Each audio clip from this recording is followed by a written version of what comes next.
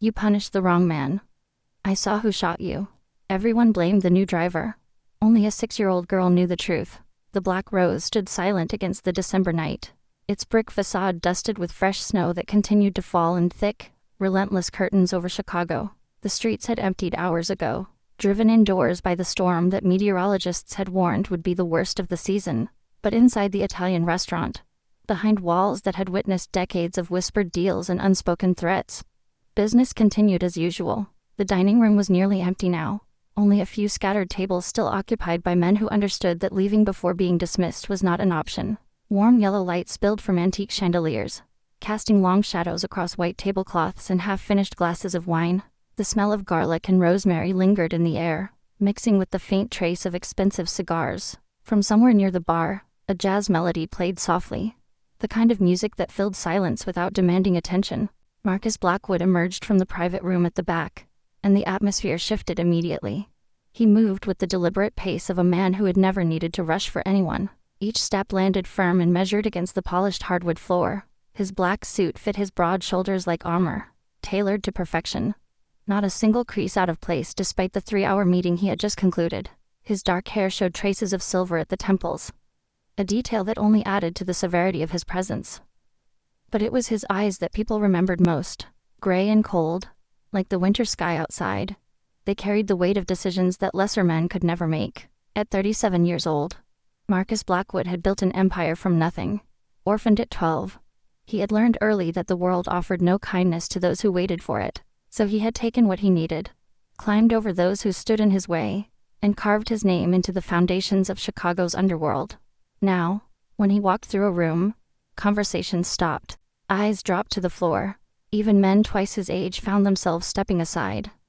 Tonight, the meeting had been tense. His partners from the East Coast had pushed too hard, demanded too much, tested boundaries that should never have been questioned. Marcus had reminded them, quietly and without raising his voice, exactly why those boundaries existed.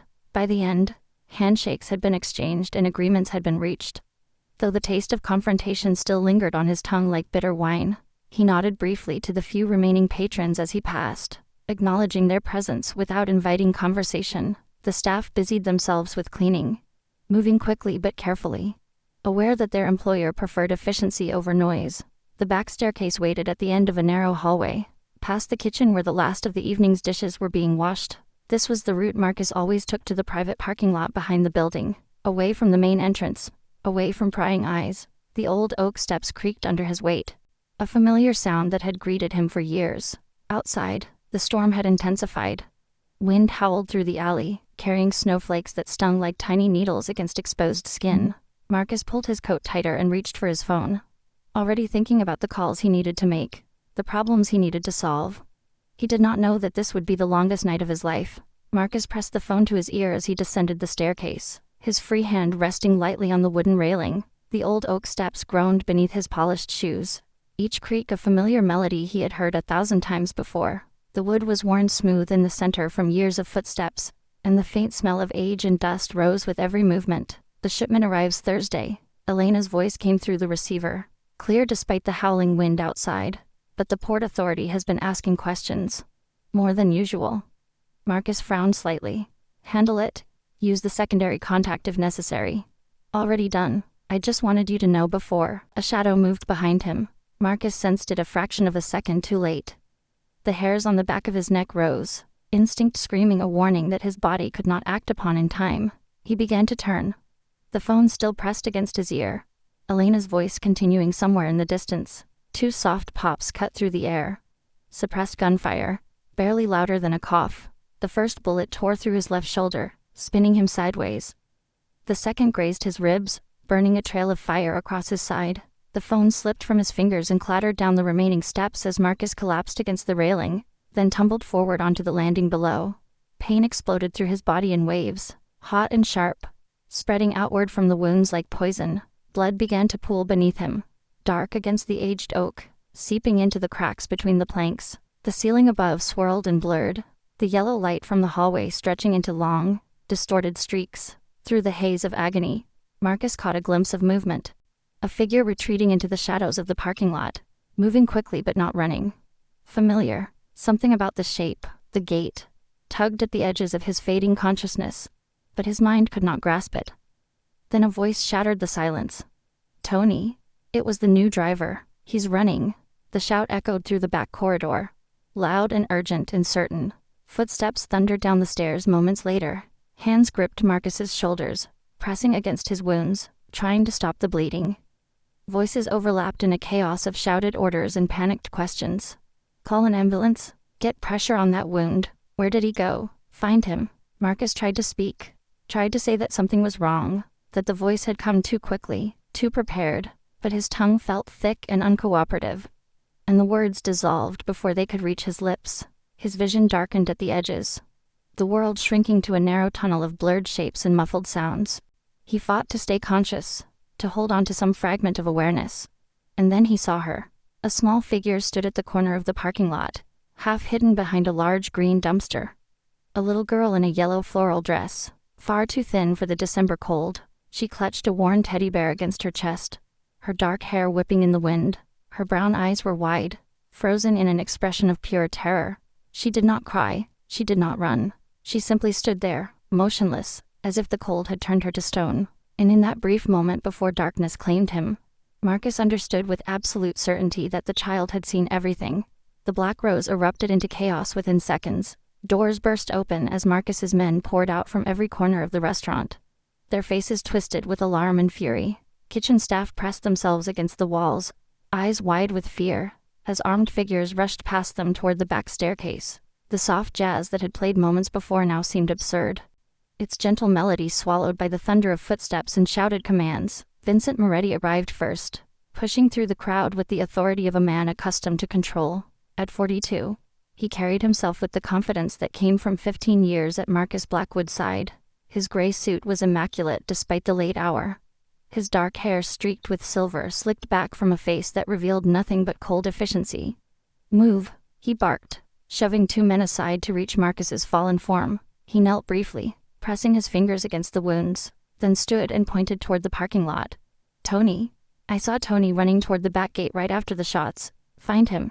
Now." The accusation spread like wildfire. Men who had been searching blindly suddenly had a target, a name, a face to blame. They scattered into the snowy darkness, their breath forming angry clouds in the frozen air. Tony Russo never stood a chance. The young driver had been smoking a cigarette near the delivery entrance when the commotion began. He barely had time to drop his cigarette before three men tackled him to the ground, driving his face into the ice-covered pavement. "What the hell?" Tony struggled against the hands pinning him down. "I didn't do anything. I was right here. I was." A fist connected with his jaw, silencing his protests. "Shut up," someone growled. "Vince saw you. Everyone knows what you did." Tony continued to fight, continued to deny, but his words fell on deaf ears. Vincent Moretti had spoken, and Vincent Moretti had been trusted for 15 years. The new driver, employed for only 6 months, had no such credibility to draw upon. His pleas dissolved into the howling wind, unheard and unbelieved. Paramedics arrived within minutes, their sirens cutting through the storm. Marcus was loaded onto a stretcher, his face pale beneath the harsh emergency lights. Vince climbed into the ambulance beside him, his expression a perfect mask of concern and loyalty. "I'll stay with him," Vince announced to no one in particular. "Handle things here. Make sure Tony doesn't disappear before we get answers." The ambulance doors slammed shut, and the vehicle screamed away into the night. In the chaos that followed, no one noticed the small figure still trembling behind the dumpster at the edge of the parking lot. Lily Chen pressed herself deeper into the shadows, her thin arms wrapped around Mr. Buttons so tightly that the old teddy bear's seams strained. Her yellow dress offered no protection against the bitter cold, but she did not feel the chill. She felt only fear, vast and paralyzing. Footsteps approached suddenly, and Lily's heart stopped. "Lily?" The voice was familiar, desperate. Her mother's face appeared around the corner of the dumpster, eyes wild with panic. Mei Chen grabbed her daughter's hand and pulled her toward the kitchen entrance, moving quickly but carefully to avoid drawing attention. "What are you doing out here?" Mei hissed as they slipped through the service door. "I told you to stay in the break room." Lily opened her mouth to explain, to tell her mother about the man with the gray suit and the silver-streaked hair, about the gun that had appeared and disappeared so quickly, about the lie that had followed. But Mei spoke first, her voice low and urgent. "You didn't see anything. Do you understand me? Whatever happened out there, you didn't see it. You were inside the whole time. She gripped Lily's shoulders, her fingers trembling. These are powerful people, baby. We can't cause trouble. We just can't. Lily stared at her mother's face, saw the fear that lived there, deeper than anything the child had witnessed tonight. Slowly, she nodded. May exhaled with relief, and pulled Lily into a tight embrace. Good girl, that's my good girl. But over her mother's shoulder, Lily's eyes remained open, fixed on the door that led to the parking lot where an innocent man was being dragged away in chains. That night, Lily did not sleep. Every time she closed her eyes, she saw the same image burned into her memory. The man in the gray suit, stepping out of the shadows. The gun rising, steady and sure. The flash of suppressed fire, and then his face turning, just for a moment, illuminated by the distant light from the restaurant. It was not the young driver's face. It was the face of the man everyone trusted. The man who had pointed fingers and shouted accusations. The man who had climbed into the ambulance with the look of a loyal friend. Lily pulled Mr. Buttons closer, and stared at the ceiling until dawn crept through her window, carrying with it the terrible weight of a truth she was not allowed to speak. Marcus woke to the sterile smell of antiseptic, and the steady rhythm of machines monitoring his vital signs. Pain greeted him immediately, a deep throbbing ache that radiated from his left shoulder and wrapped around his ribs like a band of fire. He tried to move, and the agony intensified, forcing a sharp breath through his clenched teeth. The ceiling above was white and unfamiliar, dotted with fluorescent panels that hummed softly in the silence. A private room, VIP wing. He recognized the signs even through the fog of medication clouding his thoughts. The doctor arrived within minutes, a gray-haired man with a calm demeanor and steady hands. He explained the injuries in measured, clinical tones. 2 bullets. The first had lodged in the left shoulder, narrowly missing the subclavian artery. The second had grazed the ribs, tearing flesh but sparing the organs beneath. Surgery had been successful. Recovery would take weeks, perhaps months. Lucky, the doctor said, more than once. Extremely lucky. Marcus did not feel lucky. He felt vulnerable. A sensation so foreign to him that it took a moment to identify. For 25 years, he had controlled every aspect of his existence. Now he lay in a hospital bed, dependent on machines and strangers. While somewhere outside these walls, someone had tried to end his life. The first visitor arrived before noon. Vincent Moretti entered with the quiet confidence of a man who belonged everywhere he went. His suit was fresh, his expression appropriately grave, his movements respectful but unhurried. He pulled a chair close to the bed and sat down, leaning forward with his elbows on his knees. "How are you feeling?" Vince asked. "Like I was shot," Marcus replied, his voice rougher than expected. Vince nodded, as if this were a perfectly reasonable answer. "Tony has been secured. Internal holding. He's waiting for your decision." "What do we know?" The question opened a floodgate. Vince spoke smoothly, each detail flowing into the next with practiced ease. Tony Russo had gambling debts, he explained. Significant ones. Word on the street suggested he had been approached by associates of the Castellano family in New York, rivals who had long coveted a foothold in Chicago. The theory was simple.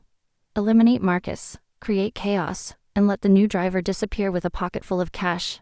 "It makes sense," Vince concluded. "He's only been with us 6 months, long enough to learn the routines, short enough that no one really knew him." Marcus listened without interrupting. The explanation was logical, coherent, wrapped in a neat package that demanded acceptance. And yet, something scratched at the back of his mind, an inconsistency he could not quite name. He replayed the moments after the shooting, searching through fragmented memories for the source of his unease. The voice, Vince's voice, shouting Tony's name, had come too quickly. The shots had barely faded before the accusation rang out. Loud and certain, as if rehearsed. Marcus kept his expression neutral, but behind his gray eyes, a new calculation had begun. Another memory surfaced, hazy and incomplete. A flash of yellow in the darkness of the parking lot. A small figure standing motionless near the dumpsters. A child clutching something against her chest. Who was she? The door opened again, interrupting his thoughts. Elena Blackwood entered with the sharp click of heels against tile, her dark hair pulled back, her face set in an expression that brooked no argument. At 35, she shared her brother's intensity but channeled it differently, preferring observation over confrontation, patience over force. "Out," she said to Vince, without preamble. Vince raised an eyebrow. "I was just updating Marcus on, you can update him later. He needs rest." For a moment, tension hung in the air between them. Then Vince smiled, a thin expression that did not reach his eyes, and rose from the chair. "Of course, I'll check on things at the restaurant." He nodded to Marcus. "Rest well, we'll handle everything." The door closed behind him, and Elena waited several seconds before moving closer to the bed. She lowered her voice, though the room was certainly private. "I don't believe it." Marcus met her gaze. "What don't you believe?" "Any of it." Elena's jaw tightened. "Tony is quiet. But he's not stupid. And he's not a gambler. I've watched him for months. He sends money to his mother in Florida every single paycheck. That's not the behavior of a man drowning in debt." The scratching sensation in Marcus's mind grew sharper. "What are you suggesting?" Elena hesitated, choosing her words carefully. "I'm suggesting that someone wanted you dead tonight, and I'm not convinced it was the person everyone is blaming." Silence stretched between them, heavy with implication. Finally, Marcus spoke. "Look into it, quietly. Tell no one what you're doing." He paused, and when he continued, his voice carried a weight that surprised even him. "Not even Vince." Elena's expression flickered, understanding passing behind her eyes. She nodded once and turned toward the door. When she was gone, Marcus stared at the ceiling, his mind churning through possibilities he had never before considered. For 15 years, Vincent Moretti had been his shadow, his shield, his most trusted confidant. They had built an empire together, survived wars together, buried enemies together, and for the first time in all those years, Marcus Blackwood found himself wondering if the greatest threat had been standing beside him all along. 2 days had passed since the night at the Black Rose. But for Lily Chen, time had stopped moving altogether. She sat at her desk in Mrs. Patterson's first-grade classroom, her small hands folded over a worksheet she had not touched. Around her, other children chattered and laughed, their voices rising and falling in the familiar rhythm of an ordinary school day. Crayons scratched against paper. Someone knocked over a cup of pencils. A boy in the back row made airplane noises until the teacher told him to stop. Lily heard none of it. Her eyes stared at the blank page in front of her. But her mind was somewhere else entirely. Somewhere cold and dark, where snow fell like silence and shadows moved with deadly purpose. "Lily?" Mrs. Patterson's voice came from far away, soft and concerned. The teacher crouched beside her desk, one hand resting gently on the edge. "Lily, honey, are you feeling okay? You haven't written anything." Lily blinked, slowly returning to the present. She looked at the worksheet, then at her teacher's worried face, and felt the familiar pressure building in her chest. The words were there, crowding against her teeth, desperate to escape, but she remembered her mother's voice, urgent and afraid. "You didn't see anything." "I'm okay," Lily whispered. Mrs. Patterson studied her for a long moment, clearly unconvinced, but eventually she nodded and moved on to help another student. Lily returned her gaze to the blank page and did not move again until the bell rang.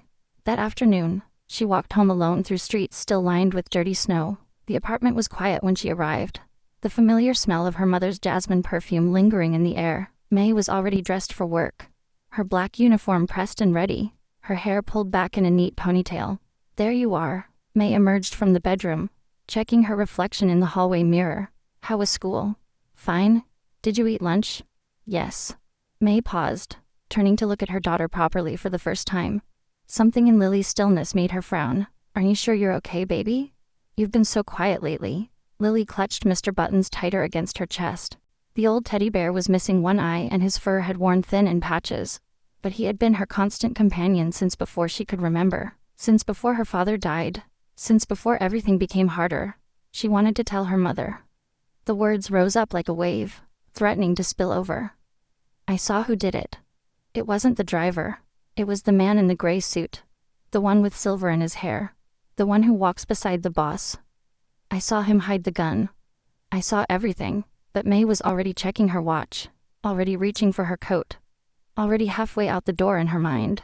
"I have to go, sweetie. There's dinner in the fridge. Don't stay up too late, okay?" And then she was gone, leaving Lily alone with the silence and the weight of what she knew. The memory came unbidden, as it had 100 times since that night. She had slipped out to the parking lot to find Whiskers, the stray cat she secretly fed behind the dumpsters. The night was cold, colder than she expected, and she had been about to turn back when she heard footsteps on the back staircase. She hid behind the large green dumpster, peeking around the corner, expecting to see one of the kitchen workers taking out trash. Instead, she saw him, the tall man in the gray suit, the one who always walked beside Mr. Blackwood, the one everyone called Vince. He stood in the shadows at the bottom of the stairs, his back pressed against the wall, a gun in his hand. Lily had frozen, too terrified to move, too terrified to breathe. Then Mr. Blackwood appeared at the top of the stairs, phone against his ear, completely unaware.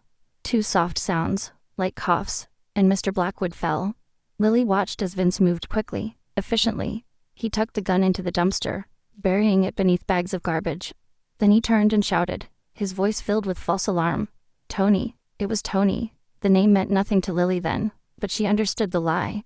She understood that the man everyone trusted had just tried to kill his boss and blamed someone else. Now, sitting alone in her small bedroom, Lily held Mr. Buttons close and whispered the words she could not say to anyone else. I saw it. Mr. Buttons. I saw everything. Her voice trembled, barely audible even in the silence. But Mama said I can't tell. She said powerful people don't like it when kids talk. The teddy bear stared back at her with his one remaining eye, offering no answers. Lily pulled her knees to her chest and buried her face in his worn fur. She was 6 years old, and she was carrying a secret that could destroy lives. A secret that pressed down on her small shoulders like a mountain she could never hope to move. 1 week after the shooting, Marcus Blackwood returned home. The discharge from the hospital had been against medical advice. But Marcus had never been a man who followed instructions well. His left arm hung in a sling, and every breath sent a dull ache radiating through his bandaged ribs. But these were inconveniences he could tolerate. What he could not tolerate was lying helpless in a hospital bed while questions multiplied in his mind like shadows at dusk. His mansion sat on a quiet street in Lincoln Park, a 3-story brownstone that revealed nothing of its owner's true nature.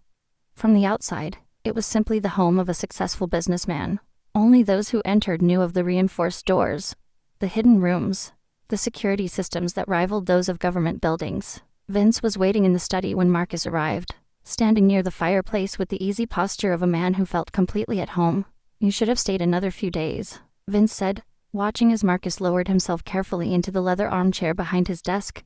The doctors weren't happy. The doctors can bill me for their unhappiness. Marcus settled back, masking the pain that flared through his shoulder. Update me on Tony. Vince shook his head slowly. Still nothing. He won't confess, won't give up his contacts, won't say a word. Stubborn bastard. He paused, letting frustration color his voice. We can increase the pressure if you want. Make him more cooperative. Marcus studied the man he had trusted for 15 years. The familiar face, the confident stance, the easy authority. Everything about Vincent Moretti spoke of loyalty and competence. And yet, the security footage, Marcus said, shifting the subject without warning. I want to see it. All angles from that night. Something flickered across Vince's face, too quick to identify, before his expression settled back into calm concern. That's the problem, he replied smoothly. The cameras covering the back staircase went down the week before. I reported it myself, scheduled repairs, but they hadn't gotten to it yet. He spread his hands apologetically. Bad timing. If we'd had those cameras, this whole thing would have been wrapped up already. Marcus let the silence stretch, watching Vince's face for any crack in the facade. You reported the camera failure? Yes. And no one else knew about it? Only the security team. Standard protocol. Vince tilted his head slightly. Why? You think someone planned it? The question hung in the air, heavy with implication. I think, Marcus said carefully, that too many things went wrong that night, and I don't believe in coincidence. Vince nodded, his expression sympathetic. I understand. After what happened, anyone would be paranoid. But the evidence points to Tony. He had motive. He had opportunity. Sometimes the obvious answer is the right one. Marcus said nothing, merely gestured toward the door in dismissal. Vince accepted the cue with a brief nod and departed, leaving behind only the faint scent of his cologne and the echo of his too reasonable words. Minutes later, Elena arrived through the private entrance. She wasted no time on pleasantries. Closing the door behind her, she crossed to the desk and placed a folder in front of Marcus. Tony Russo's financial records for the past 2 years, she said quietly. I had someone dig deep, off the books. Marcus opened the folder and scanned the pages. Bank statements, transaction histories, employment records. His eyes moved quickly, absorbing the information. There's no gambling debt, Elena continued.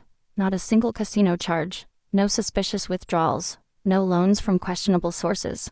What I did find was a monthly transfer to a nursing home in Tampa.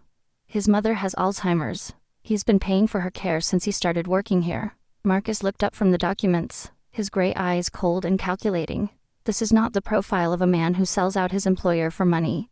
No, Elena agreed. It isn't. The fire crackled softly in the hearth, the only sound in the heavy silence that followed.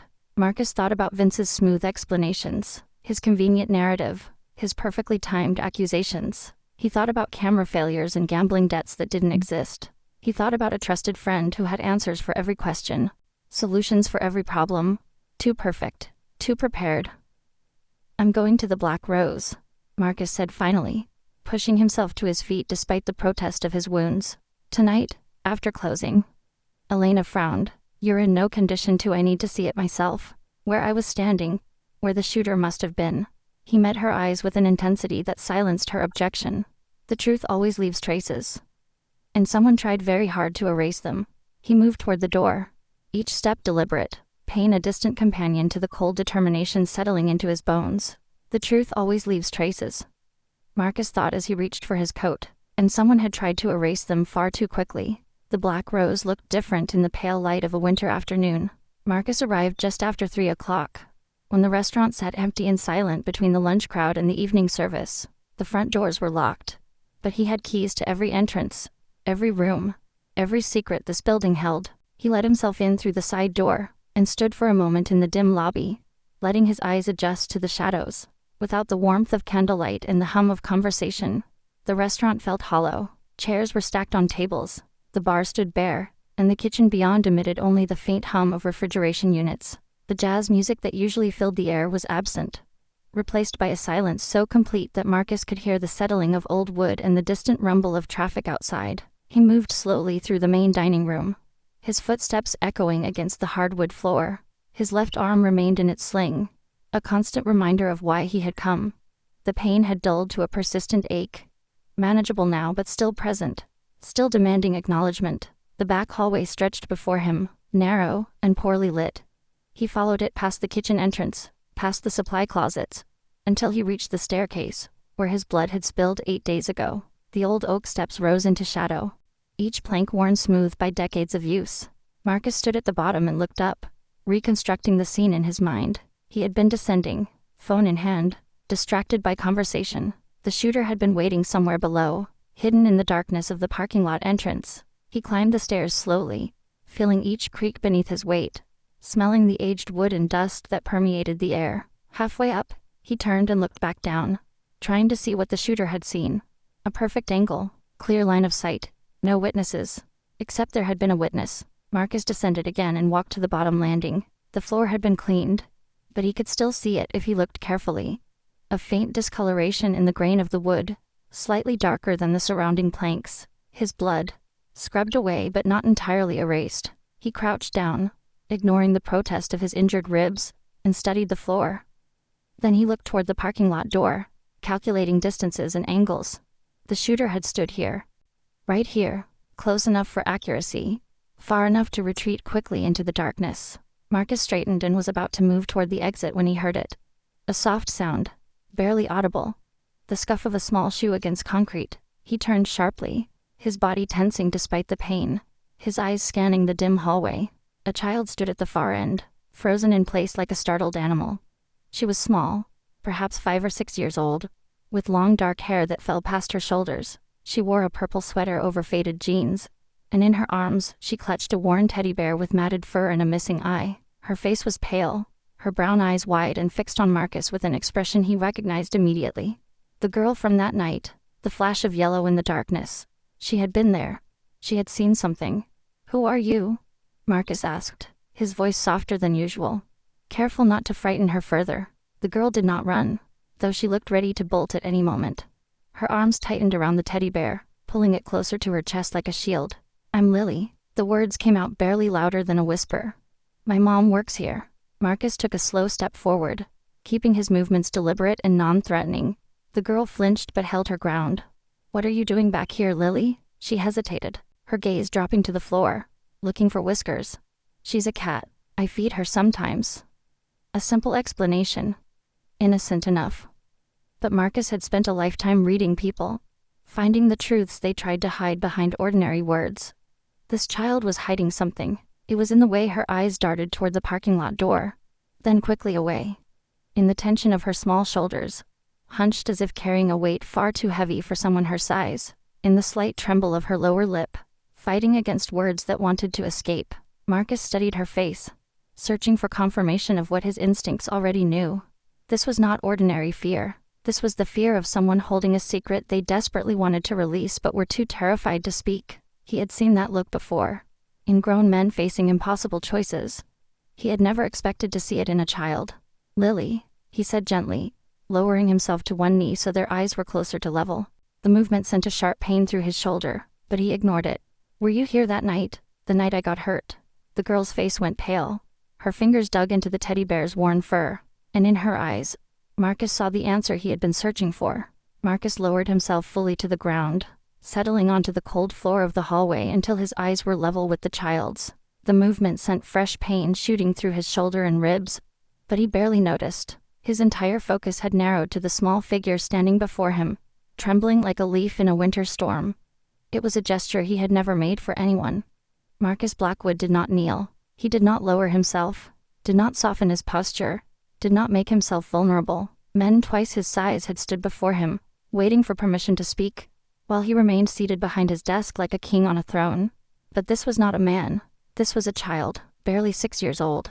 And she held something in her frightened eyes that Marcus needed more than anything he had ever needed before. "You were here that night," he said quietly, not a question, a statement of fact. "The night I was hurt." Lily took a step backward, her sneakers scraping against the concrete floor, her arms wrapped tighter around Mr. Button's, squeezing the worn teddy bear until his stuffing bulged against the seams. "I'm not going to hurt you," Marcus continued, keeping his voice low and even. "I promise. I just want to understand what happened." The girl's lower lip trembled, her dark eyes glistened with the beginning of tears, and her small body seemed to shrink even further into itself. Marcus waited. He had learned long ago that silence was often more powerful than words. In negotiations, in interrogations, in the countless confrontations that had built his empire, sometimes the most effective thing a man could do was simply wait and let the pressure of unspoken truth do its work. Seconds stretched into what felt like minutes. The hallway remained empty and quiet, the only sounds their breathing and the distant hum of the refrigerators in the kitchen. Finally, Lily's voice emerged, so soft that Marcus had to lean forward to hear it. "Mama said I can't tell." "Can't tell what?" A tear slipped down her cheek, cutting a glistening path across her pale skin. Then another. She did not sob, did not wail, just stood there as the tears fell silently, her face a portrait of anguish too profound for someone so young. "I saw who shot you." Marcus felt his heart stop. For one long moment, the world seemed to suspend around him, every sound fading, every sensation dulling except for the weight of those 5 words. "Who?" The question came out rougher than he intended. He softened his tone immediately. "Who did you see? Lily?"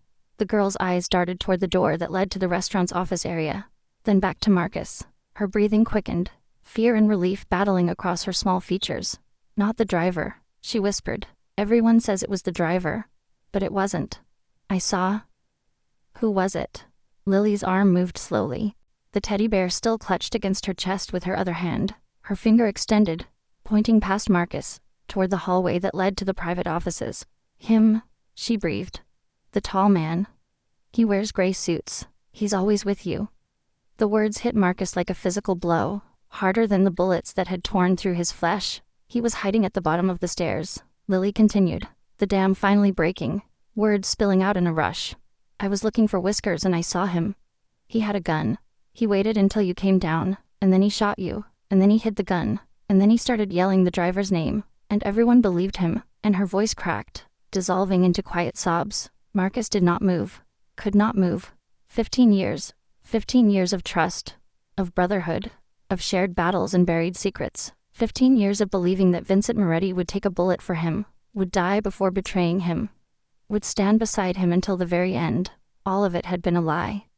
The revelation crashed through Marcus's mind like a wave breaking against rock, shattering everything he thought he understood about his life, his empire, his closest friend. He had been blind, completely, utterly blind, and it had taken a 6-year-old girl, standing alone in a dark hallway with nothing but a worn teddy bear for protection, to show him the truth that had been hiding in plain sight.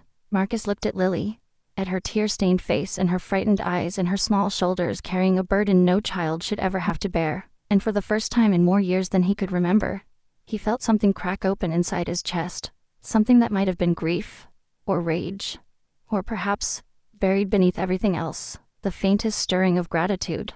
Marcus did not allow the storm inside him to reach his face. Years of navigating a world where weakness meant death had taught him to control every muscle, every expression, every flicker of emotion that might betray his thoughts. So even as Lily's words tore through the foundations of everything he believed, his features remained calm, his voice steady, his gray eyes revealing nothing of the fury building beneath the surface. "Tell me exactly what you saw," he said gently. "Everything you can remember." Lily wiped her tears with the back of her hand, smearing the wetness across her cheek. She took a shaky breath and began to speak, her voice small but clearer now, as if the act of finally telling someone had lifted a weight from her chest. "I came out to find Whiskers. She likes to hide behind the big trash cans." She pointed toward the parking lot door. "I heard footsteps on the stairs, so I hid.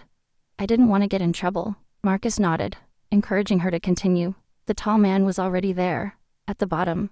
He was standing in the dark part, where the light doesn't reach. Lily's grip on Mr. Buttons tightened. He had something in his hand. "I didn't know what it was at first. But then you came down the stairs and he pointed it at you and there were two sounds, like coughs, and you fell down." "What did he do after that?" Lily's brow furrowed with concentration, pulling the memory forward. "He moved really fast. He put the gun inside the big green trash can, the one near the fence. He pushed it down under the bags." She paused. "Then he started shouting. He yelled the driver's name, over and over, really loud. And then other people came running." Marcus absorbed every detail, fitting the pieces together in his mind. The green dumpster near the fence. He knew exactly which one she meant. It sat at the corner of the parking lot, rarely emptied, often overlooked. "If the gun was still there, did anyone else see you?" he asked. Lily shook her head quickly. "I stayed behind the trash can until Mama came and found me. She took me inside through the kitchen." "Does your mother know what you saw?" The girl's face crumpled slightly, guilt and fear warring in her expression. "No.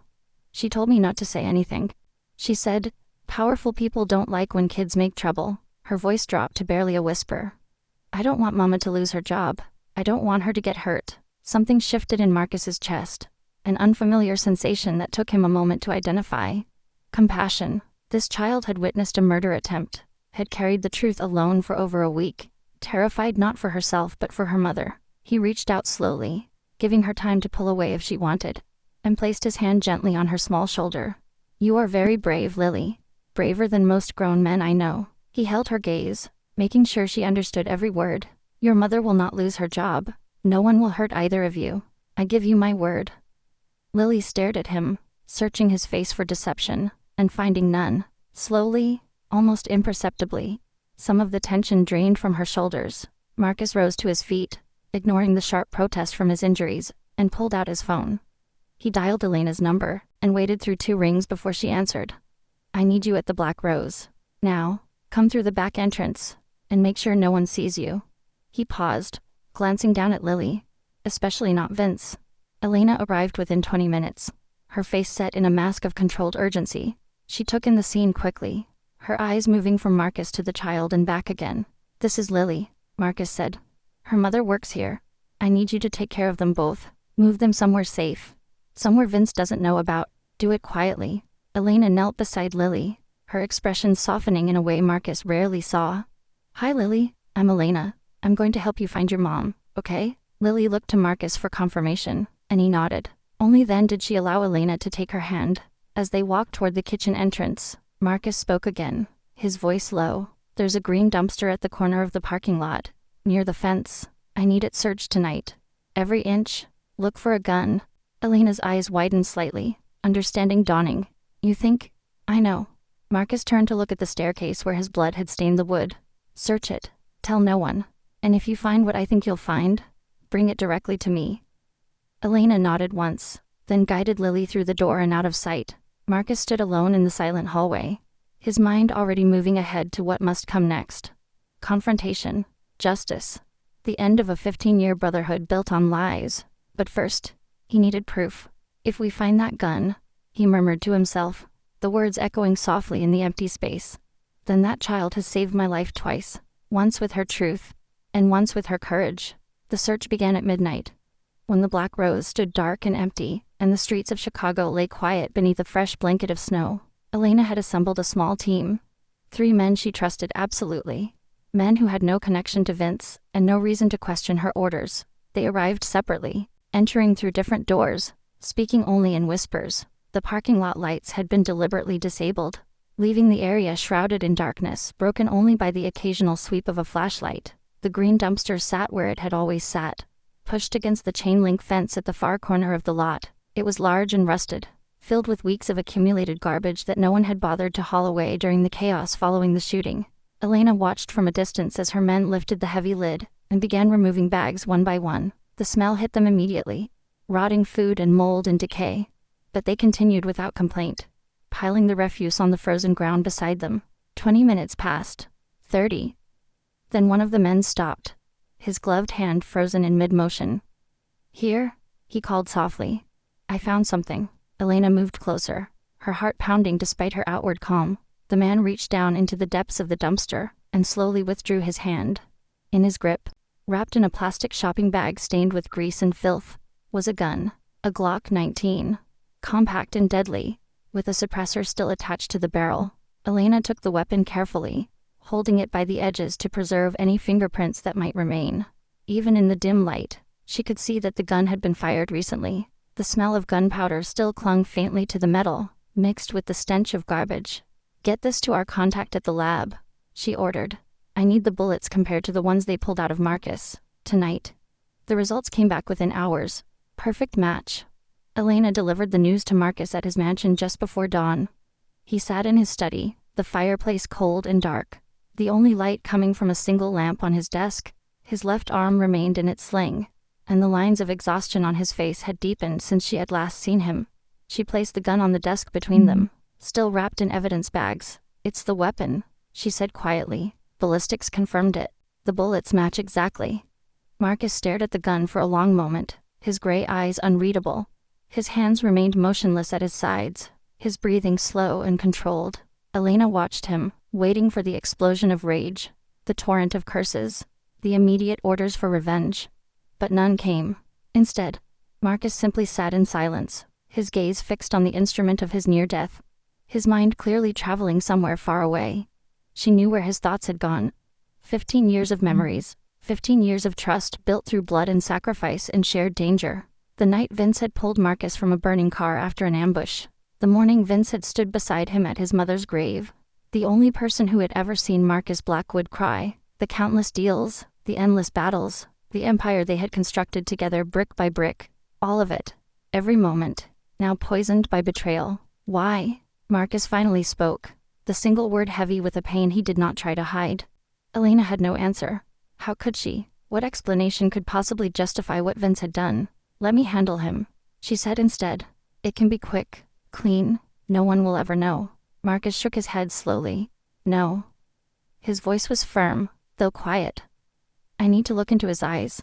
I need to hear him say it. I need to understand." Elena wanted to argue, to point out that confrontation carried risks, that Vince might try to escape or fight back or spin more lies. But she knew her brother well enough to recognize when his mind was set. "What about Tony?" she asked. "Release him. Immediately." Marcus's jaw tightened. "He's had enough for a crime he didn't commit. Make sure he knows we were wrong. Make sure he knows I was wrong." Elena nodded and moved toward the door.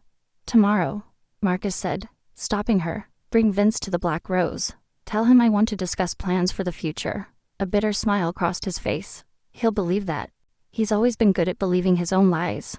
When Elena was gone, Marcus remained motionless in his chair, staring at the gun that his closest friend had used to try to kill him.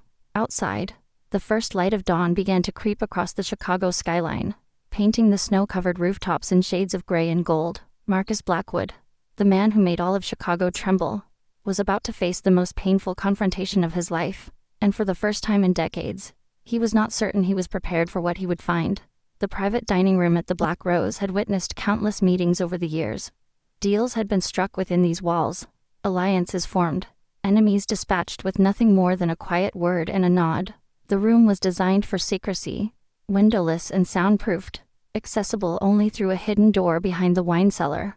Tonight, it would serve a different purpose. Marcus arrived first, taking his seat at the head of the long mahogany table. His left arm still rested in its sling, a visible reminder of why they had gathered.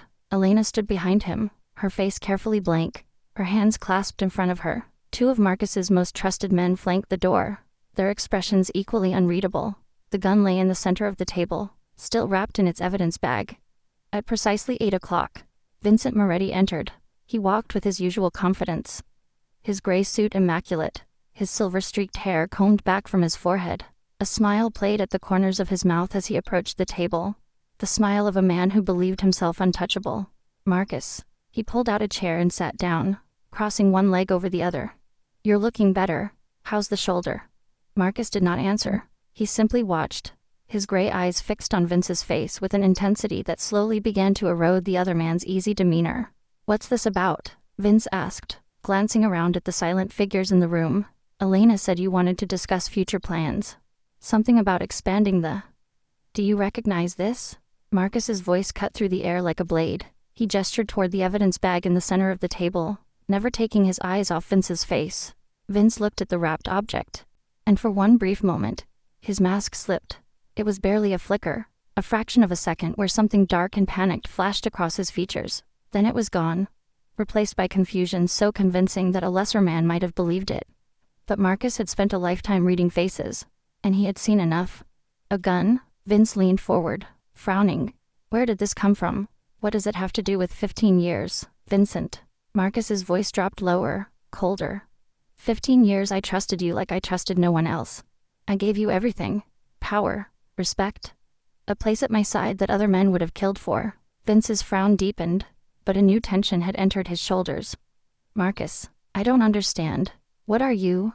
"The bullets in that gun match the ones they pulled out of my body." Marcus leaned forward, ignoring the pain that shot through his ribs. "It was found in the dumpster at the corner of the parking lot, exactly where you hid it after you shot me." Silence crashed down on the room like a physical weight. Vince stared at the gun, then at Marcus, his mouth opening and closing as he searched for words. Finally, he forced a laugh, though it came out brittle and unconvincing. "This is insane. Someone is setting me up. Probably Tony, trying to save his own skin." He spread his hands, palms up, the picture of wounded innocence. "Marcus, you know me.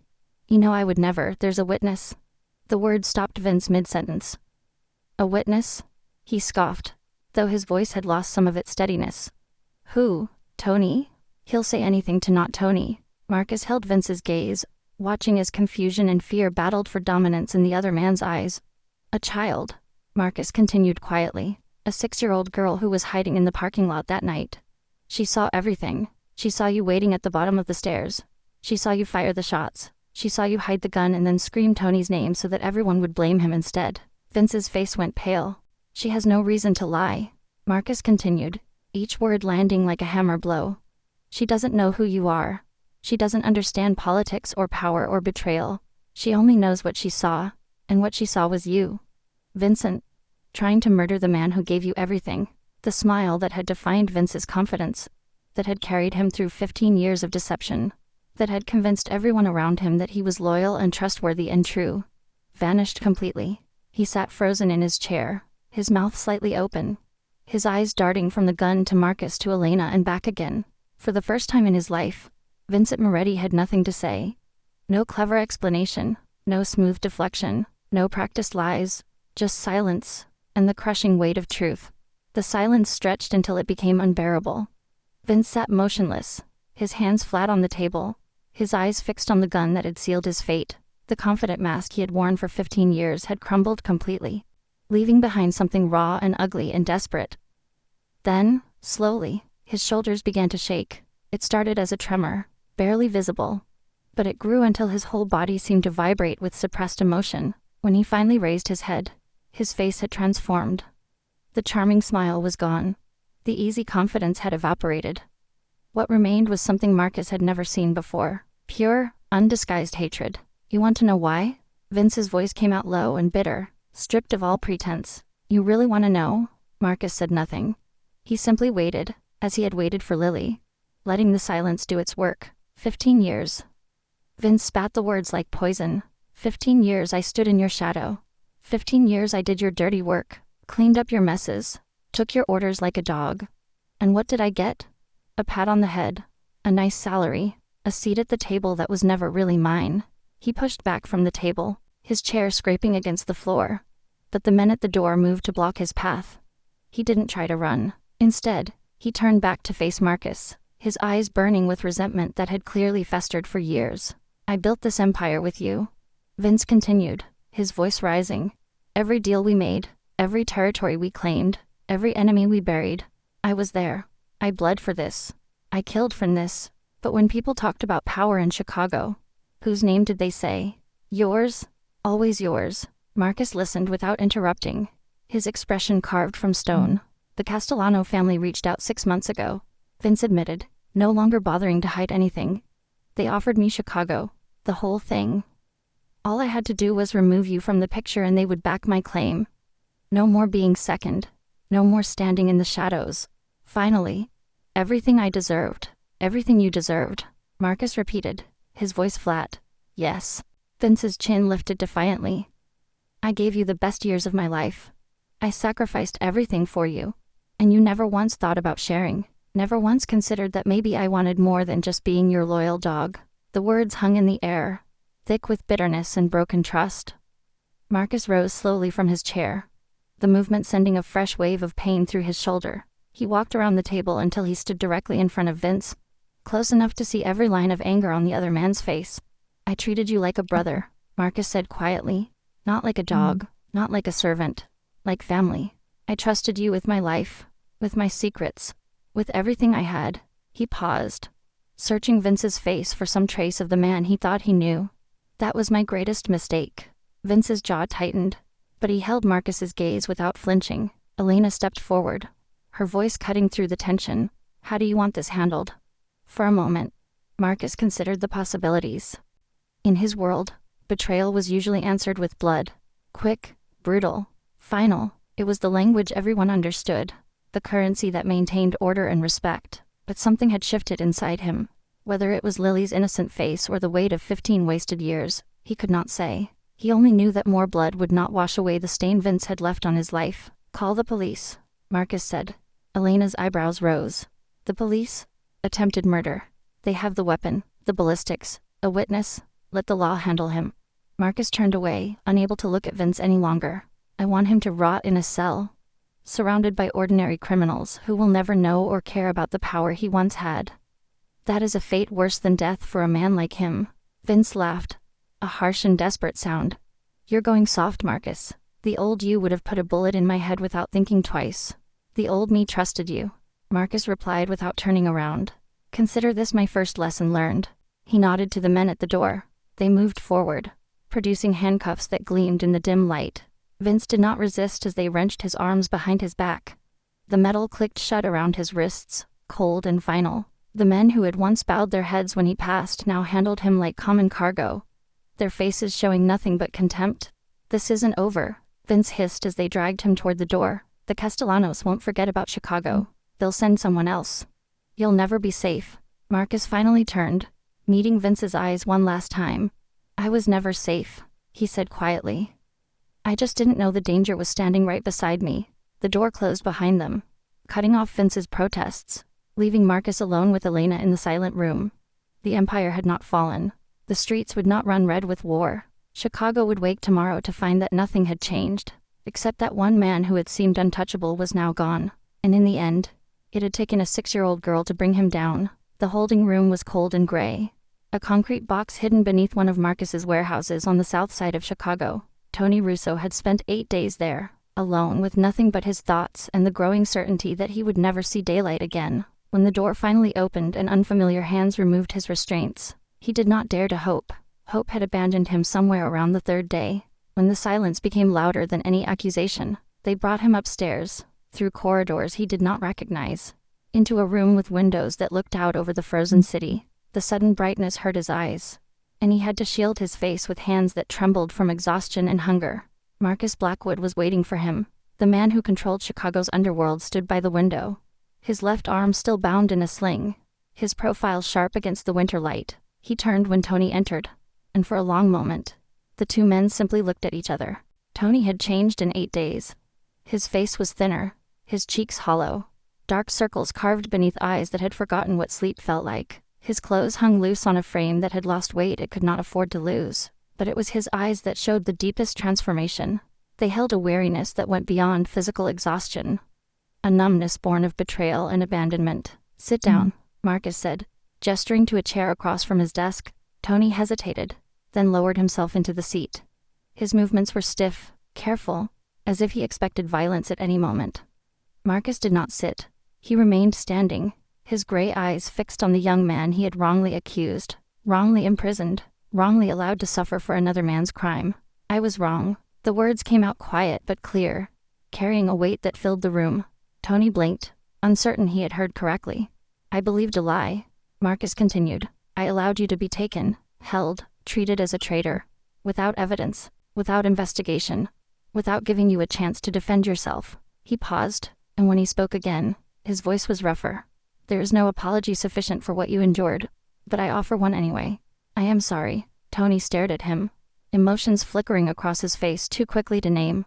Disbelief, relief, anger, and beneath it all, something that might have been understanding. "What happened?" he finally asked. "Why am I being released?" "The real shooter has been identified and arrested. Vincent Moretti." Marcus watched Tony's face carefully. "He used you as a scapegoat. He shot me and blamed you because you were new, because you had no allies, because no one would question his word." Tony absorbed this information in silence, his hands clenched briefly on his knees, then relaxed. "I knew it wasn't me," he said quietly, "but I didn't know who it was. I just knew I was going to die for something I didn't do." "That will not happen." Marcus moved closer, stopping a few feet from Tony's chair. "You have my word, and I intend to make this right, as much as it can be made right." He explained his offer. A promotion to head of security, a position of authority and respect, compensation for the suffering Tony had endured. It was more than generous. It was unprecedented. Tony listened without expression. When Marcus finished, he shook his head slowly. "No." Marcus frowned. "No? I don't want a promotion." Tony met his gaze steadily, the wariness in his eyes giving way to something harder. "I don't want power or authority. I never did. I came to work here because I needed a job that paid well enough to take care of my mother. That's all I ever wanted." He stood, rising to his full height for the first time since entering the room. "I just want to be a driver," he said. "I just want to live a normal life. Can you give me that?" Marcus studied him for a long moment, seeing something in the young man he had not noticed before. Integrity, simplicity, a clarity of purpose that had nothing to do with ambition or greed. "Yes," Marcus said finally. "I can give you that." He reached into his desk and withdrew an envelope, placing it on the surface between them. "Your salary is doubled, effective immediately. Your mother's care facility in Florida will be paid in full, for as long as she needs it. And if you ever need anything, anything at all, you come to me directly." Tony looked at the envelope, then at Marcus. Something shifted in his expression, a loosening of tension that had gripped him for over a week. "I don't hate you," Tony said quietly. "I hate the man who did this to me, but not you." He extended his hand. Marcus took it, feeling the rough calluses against his palm, the firm grip of a man who had endured injustice without letting it destroy him. They shook once, firmly, and in that simple gesture, something was sealed. Not friendship perhaps, but understanding, respect earned through adversity rather than given through position. Tony turned and walked toward the door, pausing with his hand on the frame. "Thank you," he said without looking back, "for admitting you were wrong. Most powerful men never do." Then he was gone, leaving Marcus alone with the weight of his own mistakes, and the strange, unfamiliar sensation of a debt that could never fully be repaid. Justice, Marcus realized, did not always come from courts or judges or prison cells. Sometimes it came from the simple act of acknowledgement, from the courage to say I was wrong, and from the grace of a man who chose not to hate when hatred would have been so easy. The arrest of Vincent Moretti sent ripples through the underworld that Marcus could not ignore. News traveled fast in their circles, and within hours, the Castellano family in New York would know that their carefully laid plans had crumbled. They would want to know why. They would want to know who had exposed their inside man. And when they discovered that a 6-year-old girl had been the key to unraveling everything, they might decide that such a loose end needed to be tied. Marcus could not allow that. He found Mei Chen in the break room at the Black Rose, preparing for her evening shift with the quiet efficiency of someone who had worked hard her entire life. She was a small woman, barely 5 feet tall, with tired eyes and hands roughened by years of labor. When she saw Marcus enter, her face went pale with fear. "Mr. Blackwood," she set down the coffee cup she had been holding, her fingers trembling slightly. "Is something wrong? Did Lily do something? I told her not to. Lily didn't do anything wrong, Marcus interrupted gently. In fact, she did something very right. That's why I'm here. He gestured to the chair across from her. And after a moment of hesitation, May sat. Marcus remained standing, conscious of the power imbalance but unsure how to bridge it. Your daughter witnessed something important. He began carefully, choosing his words with precision. Something that helped me identify a man who meant to do me harm. Because of her courage, that man is now in police custody. May's face cycled through confusion, fear, and dawning understanding. The night of the shooting, she whispered. She said she didn't see anything. I told her not to, I know. And I understand why. Marcus held up a hand to stop her apology. You were protecting her. Any mother would do the same. What do you want from us? The question came out sharp, edged with the protective instinct of a parent facing a threat she could not see. May's eyes had hardened, her fear transforming into something fiercer. Your daughter saved my life, Marcus said simply. I want to protect hers. He explained the situation in broad strokes, careful to avoid details that would only frighten her more. There were people, he said, who might be unhappy that their plans had failed, people who might try to find out how they had failed, people who might eventually trace the thread back to a little girl with a worn teddy bear and too much truth in her eyes. I want to move you somewhere safer, Marcus offered. A new apartment, secure building, guards who will watch over you without being intrusive. You wouldn't have to worry about, no. May's voice was firm despite the tremor beneath it. No, she repeated. We are not going to live in a cage, Mr. Blackwood. We are not going to become prisoners because my daughter told the truth.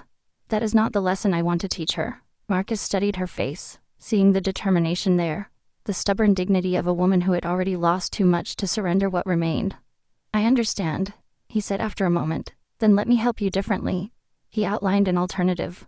A promotion for May, from night shift waitress to restaurant manager, with hours that would allow her to be home when Lily finished school. A private car to take Lily to and from school each day, driven by someone Elena trusted completely. Increased security at the Black Rose, subtle enough that May would barely notice but effective enough to deter any threat.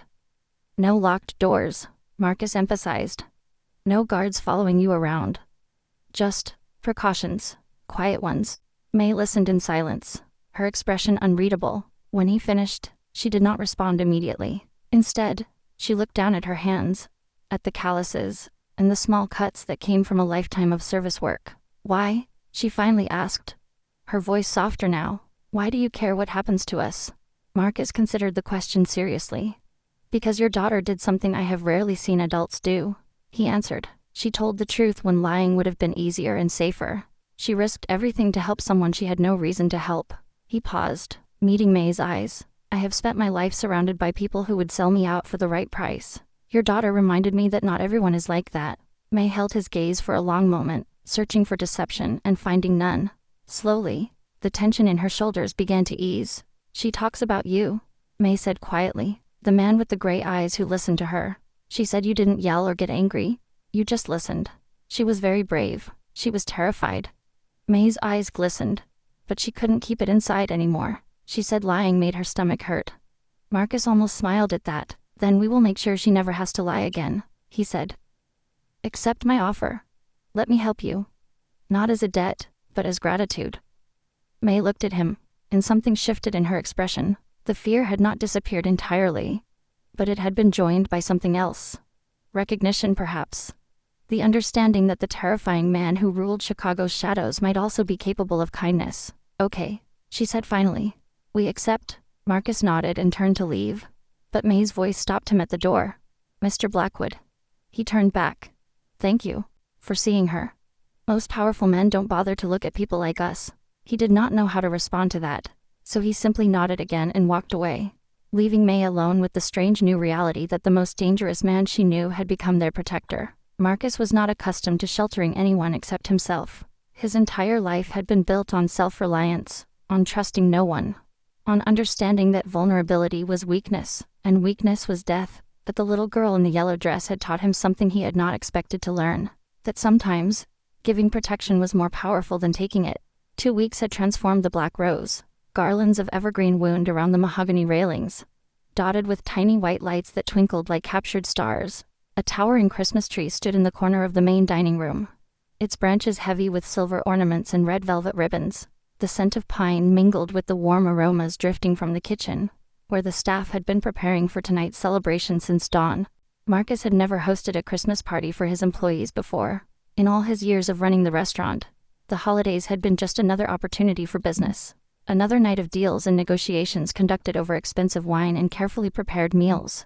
The people who worked for him received bonuses deposited silently into their accounts. Impersonal acknowledgments of their service that required nothing of him except money. This year was different. He stood near the entrance as his employees arrived, greeting each one personally, shaking hands he had never bothered to shake before. The waitstaff, the kitchen crew, the cleaners who arrived before dawn and left after midnight. He learned names he had never known, heard stories he had never asked to hear, saw faces that had always existed in his peripheral vision suddenly come into focus. "Thank you for being here," he said to each of them, and meant it in a way he had not expected to mean anything. Elena watched from across the room, her expression a mixture of surprise and cautious approval. Her brother had changed since the shooting, since the betrayal, since the little girl with the teddy bear had told him the truth. She did not fully understand the transformation, but she recognized its authenticity. Mei Chen arrived with Lily just as the party reached its warmest hour. The little girl wore a new red dress, chosen by her mother for the occasion, with black patent leather shoes that clicked softly against the hardwood floor. But despite the festive clothing, one thing remained unchanged. Mr. Buttons was tucked firmly under her arm, his worn fur and missing eye incongruous against her bright new outfit. Marcus noticed them immediately. He excused himself from a conversation with the head chef and made his way through the crowded room, navigating around tables laden with food and clusters of laughing employees. Mei saw him coming and stiffened slightly, the instinct to protect her daughter still strong despite everything that had happened. But Lily smiled. It was small and shy, barely a flicker at the corners of her mouth, but it was there. Marcus felt something ease in his chest at the sight of it. "Hello, Lily," he said, crouching down to her level as he had done in the hallway where she had first told him the truth. "I'm glad you came. Mama said we had to dress up," Lily replied seriously, "but I brought Mr. Buttons anyway. He wanted to see the Christmas tree. He has good taste. It's a very impressive tree." Lily nodded. Then her attention drifted to the room around her. She watched the other guests with quiet curiosity, taking in the laughter and conversation, the warmth that filled the space like something tangible. Marcus guided her to a small table near the window, away from the loudest of the celebrations. Mei followed, accepting a glass of wine from a passing waiter but declining to sit, her eyes constantly returning to her daughter. "Are you having fun?" Marcus asked Lily once they were settled. The girl considered the question with the seriousness of someone much older. "Yes," she said finally, "but not because of the party." "No? Then why?" "Because Mama doesn't work at night anymore." Lily's brown eyes met his, clear and direct. "She's home when I go to sleep now. She's there when I wake up." I didn't know how much I missed that until it came back. The word struck Marcus with unexpected force. He thought of all the things he had acquired over the years, the properties, the businesses, the accounts filled with money he would never live long enough to spend. He had built an empire on the assumption that power and wealth were the ultimate measures of success. But this child, this 6-year-old girl in her red Christmas dress, had just defined happiness in terms that had nothing to do with money. "I have something for you," Marcus said, reaching into his coat pocket. He withdrew a small box wrapped in gold paper and handed it to Lily. She opened it carefully, pulling back the tissue paper to reveal a brand new teddy bear. It was soft and perfect, with bright button eyes and a red ribbon tied around its neck. Lily looked at it for a long moment. Then she shook her head. "Thank you," she said politely, "but I don't need a new one." She lifted Mr. Buttons, holding him up so Marcus could see his threadbare fur and crooked smile. "He's been with me since Daddy died. He was there when everything was scary and sad. He's not pretty anymore, but he's mine." Marcus stared at the worn teddy bear, at its missing eye and faded patches and seams that had been stitched and restitched over the years. And he understood. The most valuable things in life could not be purchased or replaced. They were not measured in dollars or power or prestige. They were measured in loyalty, in truth, in the quiet love that accumulated over years of being present through fear and sadness and joy. Mr. Buttons was not just a toy. He was a survivor, a witness, a keeper of secrets and tears, just like the little girl who held him. "You're right," Marcus said softly. "Some things can't be replaced. I should have known that." Lily smiled again, wider this time, and hugged Mr. Buttons close. Across the room, the Christmas tree glittered with light, and for the first time in longer than he could remember, Marcus Blackwood felt something that might have been peace. The party had ended hours ago. But Marcus remained in his office at the Black Rose. The sounds of celebration had faded into silence, replaced by the quiet settling of an old building at rest. Outside the window, snow fell steadily over Chicago, blanketing the city in white, softening the hard edges of a world that rarely showed mercy. The Christmas tree in the dining room below still glowed, its lights visible through the glass floor panels, a constellation of warmth in the darkness. Marcus sat behind his desk, his injured arm finally free of its sling, though the shoulder still ached when he moved too quickly. He had removed his jacket and loosened his tie, but he made no move to leave. Instead, he stared out at the falling snow, his mind traveling through memories both old and new. A knock at the door pulled him back to the present. Elena entered without waiting for permission, 2 glasses of whiskey in her hands. She placed one on the desk in front of Marcus, and settled into the chair across from him, tucking her legs beneath her in a gesture that reminded him of their childhood, before the world had hardened them both. "You've changed," she said without preamble. Marcus picked up the glass but did not drink. He turned it slowly in his hand, watching the amber liquid catch the light. "Have I? Don't pretend you haven't noticed." Elena's voice was gentle but direct. "The party tonight, the way you spoke to everyone, the way you looked at that little girl." She paused, studying his face. "Something shifted in you, Marcus. I can see it." He set the glass down and leaned back in his chair, his gray eyes meeting his sister's. "I spent 37 years believing that power was everything," he said quietly. "That control was the only currency that mattered, that if I held enough cards, played them well enough, I could never be touched." A bitter smile crossed his face. "And then a 6-year-old girl proved me wrong." Elena waited, giving him space to continue. "She was terrified," Marcus went on. "You should have seen her. Elena, trembling, clutching that old bear, looking at me like I might destroy her world with a single word. And yet she still told the truth. She risked everything. Not to save herself, but because she couldn't bear the weight of the lie anymore." He stood and walked to the window, his back to his sister. "Do you know what she said when I asked her why she came forward?" She said, "Because lying made my stomach hurt." He shook his head slowly. 6 years old, and she understood something that Vince never grasped in 42. Something that most of the men in our world will never understand. "That truth matters more than safety," Elena said softly. "That truth matters more than everything." Marcus turned to face her. "We complicate things, Elena. We build layers of deception and strategy and calculation, convincing ourselves that complexity equals strength. But it doesn't. A child sees the world more clearly than all of us because she hasn't learned to lie to herself yet." Elena sipped her whiskey, processing his words. "So, what does this mean for us? For the business?" Marcus returned to his chair, but he did not sit. He stood behind it, his hands resting on the leather back, his eyes distant with thought. "It means things change," he said, "gradually, but completely. Less violence, more transparency. A shift toward the legitimate operations we've already built." He paused. "I'm not naive enough to think we can transform overnight, but we can start moving in a different direction. The other families won't like it," Elena warned. "They'll see it as weakness." "Let them." Marcus's voice hardened slightly. "I've spent my entire life being feared. It kept me alive, but it also kept me alone. I trusted the wrong people because I couldn't tell the difference between loyalty and performance." He thought of Vince, of 15 years of brotherhood that had been nothing but an elaborate act. Maybe it's time to build something different, something that doesn't require fear to survive. Elena studied him for a long moment, then nodded slowly. "I'll start working on a transition plan," she said. "We have enough legitimate holdings to sustain us while we scale back the rest." She rose, leaving her empty glass on the desk. "But Marcus, don't lose yourself entirely in this new philosophy. The world hasn't changed just because you have. There will still be enemies. There will still be threats. I know." He met her eyes. "But maybe I can face them differently now." Elena paused at the door, looking back at him with an expression that combined skepticism with something softer. "A 6-year-old girl," she said, shaking her head with a small smile. "Who would have thought she'd be the one to crack the great Marcus Blackwood?" "Not me," Marcus admitted. "But I'm grateful she did." When Elena was gone, Marcus sat back down and finally took a sip of his whiskey. The burn was familiar, grounding, a reminder that some things remained constant even as others evolved. Outside, the snow continued to fall, covering the city in silence. The empire Marcus had built would not disappear. The name Blackwood would still carry weight in boardrooms and back alleys alike.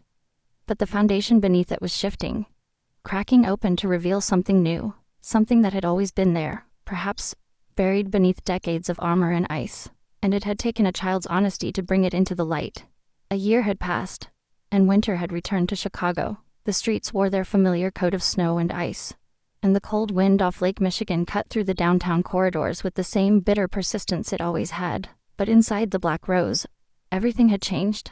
The restaurant had shed its shadows like a snake shedding old skin. Gone were the whispered meetings in back rooms, the men with hard eyes who came and went at odd hours, the undercurrent of danger that had always hummed beneath the surface.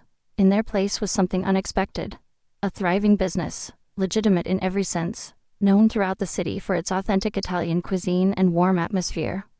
Food critics wrote glowing reviews. Reservations filled weeks in advance. Families celebrated birthdays and anniversaries at tables where deals of a different kind had once been struck. The transformation had not been easy or quick, but it had been complete. Mei Chen stood behind the hostess podium, reviewing the evening's reservations with quiet confidence. The nervous waitress who had worked night shifts and warned her daughter against powerful people had become someone new. As restaurant manager, she commanded respect from a staff that had grown to admire her fairness and dedication. Her hands no longer trembled when important guests arrived. Her eyes no longer dropped to the floor in the presence of authority. She had found her place, and it fit her better than any role she had played before. Lily arrived after school, as she often did, slipping through the kitchen entrance with her backpack slung over one shoulder. At 7 years old, she had grown taller, her dark hair now worn in a neat braid that fell past her shoulders. The shyness that had once defined her had softened into something calmer, a quiet self-assurance that came from knowing she had faced something terrible and survived. Mr. Button still accompanied her, though he now rode in her backpack rather than clutched against her chest. Some things changed slowly, and some things did not need to change at all. She found Marcus in the back hallway, standing near the staircase where their story had begun. He looked different now, too. The sharp edges of his presence had smoothed somehow.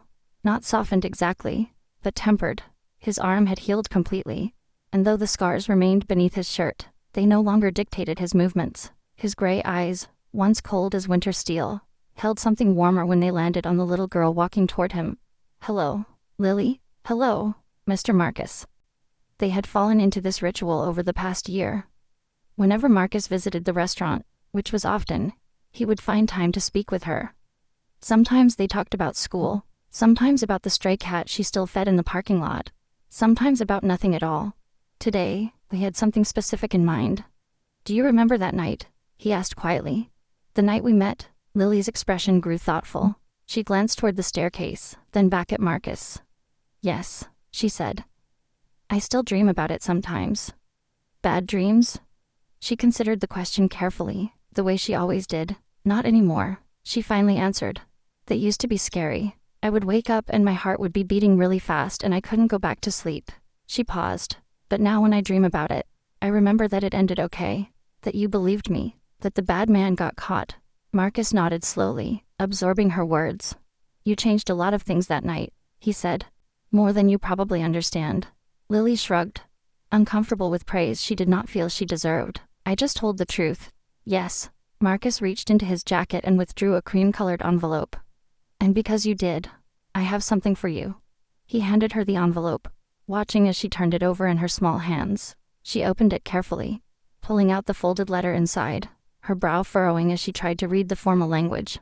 "It's a promise," Marcus explained gently. "When you're old enough to go to college, any college you want, I will pay for everything. Tuition, books, housing, all of it. This letter makes it official." Lily looked up at him, her brown eyes wide. "Why?" "Because you deserve every opportunity the world can offer." Marcus crouched down, bringing himself to her level as he had done a year ago in this same hallway. "This isn't a reward, Lily. It's a door. And I want you to know that it will always be open for you." Lily stared at the letter, then at Marcus, then back at the letter. For a long moment, she did not speak. Then she hugged the envelope against her chest, right next to the backpack where Mr. Buttons waited, and smiled. It was not a large smile, not the bright grin of a child receiving a toy or a treat. It was something quieter and deeper, the smile of someone who understood, even at 7 years old, that some gifts were not about objects at all. They were about possibility, about trust, about the future. Marcus rose to his feet, satisfied in a way that had nothing to do with business or power. "Thank you," Lily said softly. Thank you, Marcus replied. For everything.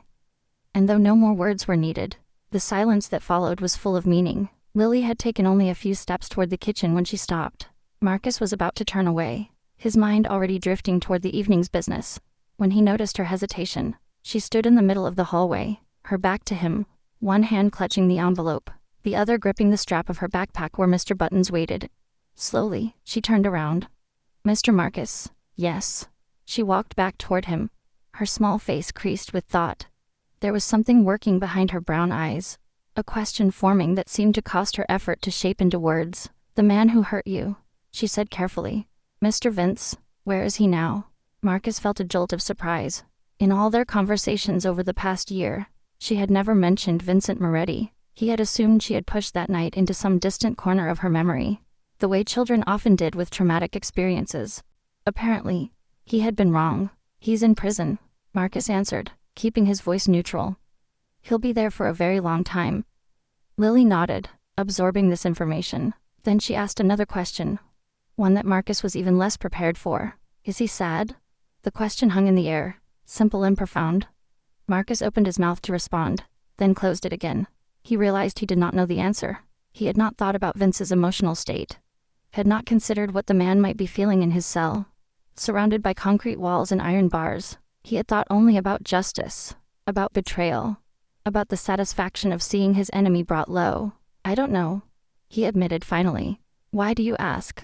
Lily tilted her head, the gesture so like her mother's that Marcus almost smiled despite the weight of the conversation. Because he did something really bad, she said slowly, working through her thoughts as she spoke. But people don't start out bad, do they? My teacher says everyone is born good, and then things happen to make them choose different ways. She paused, her brow furrowing. Mr. Vince must have been good once. Maybe when he was little like me. Something must have happened to make him change. Marcus stared at the child before him, stunned by the depth of her observation. He thought about Vince as he had first known him, 27 years old, and hungry for purpose, loyal, eager, willing to do anything to prove his worth. There had been goodness in him then, or at least the potential for it. When had that changed? When had ambition curdled into resentment? When had loyalty transformed into performance? And the harder question, the one Marcus had avoided asking himself, had he played a role in that transformation? Had he been so focused on building his empire that he had failed to see what was happening to the man beside him? I don't know when he changed, Marcus said quietly, more to himself than to Lily. Or why. Lily watched him with those clear brown eyes that seemed to see more than they should. Mama says that when people do bad things, it's okay to be angry at them, she offered, but we shouldn't hate them forever, because hate is heavy, and it makes your heart tired. She spoke the words simply, without drama, as if reciting something she had memorized. But the truth in them landed with unexpected force. Marcus thought about the hatred he had carried for Vince over the past year, the cold satisfaction he had felt knowing his former friend was suffering behind bars, the bitter triumph of having won. Had it made him feel better? Had it healed anything? Or had it simply added another layer of weight to a heart that was already exhausted from carrying too much? Your mother is very wise, Marcus said finally. Lily smiled, a quick flash of brightness. She says she learned it the hard way. I don't know what that means, but she looks sad when she says it. She adjusted her backpack, preparing to leave for real this time. I hope Mr. Vince is sorry, she said. Not because I feel bad for him, but because being sorry means maybe he can get better someday, even if he has to stay in prison. And with that, she walked away, disappearing through the kitchen door to find her mother. Marcus remained in the hallway, motionless. He thought about forgiveness, a concept he had never given much weight. In his world, betrayal was answered with punishment, and punishment was final. There was no room for redemption, no space for second chances. But Lily's words had planted something in his mind, a small seed of doubt about the certainties he had carried for so long. Hate is heavy, and it makes your heart tired. He looked down at his hands, the hands that had built an empire and destroyed enemies and held power over countless lives. Maybe it was time to let some of that weight go, not for Vince's sake, not even for his own, but because a 7-year-old girl had reminded him that true strength was not about holding on. It was about knowing when to release. Marcus watched the kitchen door swing closed behind Lily, and he understood something that surprised him. Maturity had nothing to do with age. It was measured not in years lived but in the depth of one's heart. And this child, this small girl who still carried a worn teddy bear in her backpack, possessed more of it than most adults he had ever known. Life in Chicago found its rhythm again, though it was a different rhythm than before. The name Marcus Blackwood still carried weight in boardrooms and business circles throughout the city. When he entered a room, people still noticed, still straightened their postures and measured their words, but the nature of that recognition had shifted. He was no longer the shadow king of the underworld, the man whose displeasure could end careers or lives. He was simply a successful businessman, formidable in negotiations, respected for his acumen, feared only in the ordinary way that all powerful men are feared. The empire he had built continued to grow, but its foundations had changed. The Black Rose was now the flagship of a small restaurant chain, each location known for authentic Italian cuisine prepared by chefs Marcus had personally recruited from Tuscany and Naples. His real estate holdings expanded into residential developments, affordable housing projects that bore no resemblance to the money laundering operations they had replaced. Investment portfolios replaced the cash-heavy transactions of the past, generating wealth through entirely legal channels.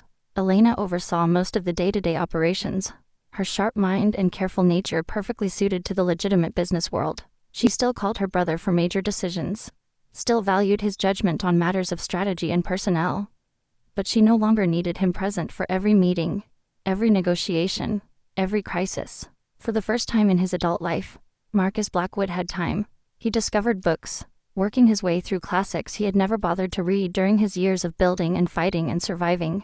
Hemingway, Fitzgerald, Dostoevsky. He found himself drawn to stories of men who wrestled with their demons, who struggled to find meaning in worlds that offered none freely. He also discovered cooking, though with considerably less success. His kitchen had never been used for anything more than reheating takeout. Now it bore the evidence of his attempts to master the Italian recipes he had admired for years. Tomato sauce splattered on the ceiling, pasta overcooked into a shapeless mass, bread that emerged from the oven dense as a brick. Tony Russo, who had become Marcus's personal driver and unlikely friend, was the unfortunate test subject for most of these experiments. "You're getting better," Tony would say diplomatically, pushing the latest disaster around his plate.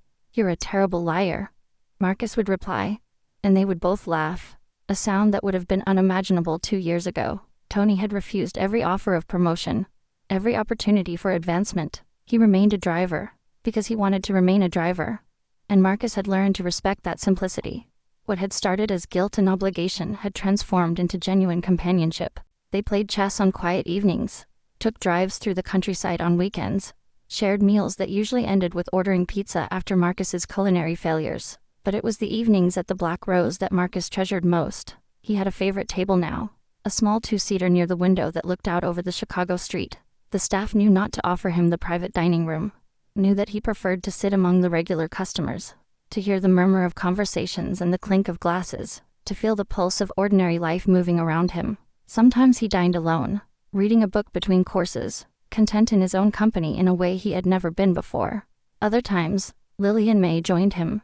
They would arrive after May's shift ended, sliding into the seats across from him with the ease of family. May would order wine and finally allow herself to relax after hours of managing the restaurant. Lily would chatter about school, about her friends, about the book she was reading or the project she was working on. Marcus listened to it all. He learned that Lily's favorite subject was science, that she wanted to be a veterinarian, or maybe a lawyer, or maybe an astronaut, depending on the day. He learned that she still fed the stray cats behind the restaurant, that she had named the orange one Marmalade, and the gray one Shadow. He learned that Mr. Buttons had been retired to a place of honor on her bookshelf, too fragile now for daily adventures but still watching over her while she slept.